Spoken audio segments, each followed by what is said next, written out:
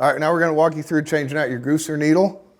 What'll happen is sometimes they fall out, the point wears out on them, tears your tape.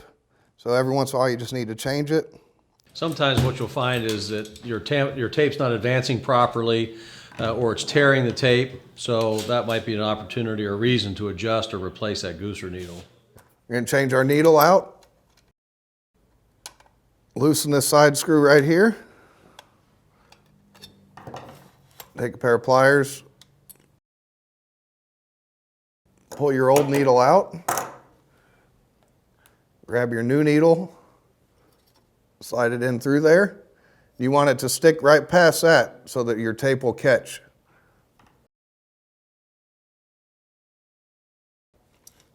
You put it in there.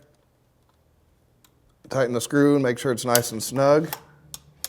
When you tighten that needle down, you need to make sure you get it nice and snug too so it doesn't move. That's another issue we see is sometimes you don't get it tight enough or you don't get it positioned properly. So once you get it tight in there, and again, just past that tape guide, and then you're going to want to take a piece of dry tape and just run it up through there just to make sure you're getting the proper advance on your tape. So it should drag and you should see it move up a little bit. It should catch just a little bit on there. I need to reset it a little more.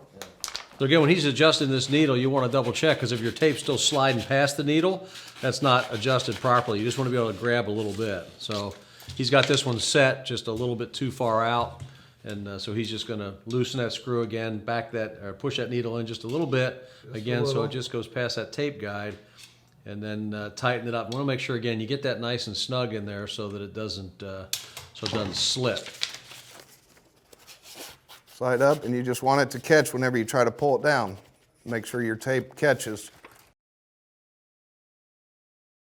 Not going to fall out. And just advance your tape up. Make sure it cuts and advances your tape for you.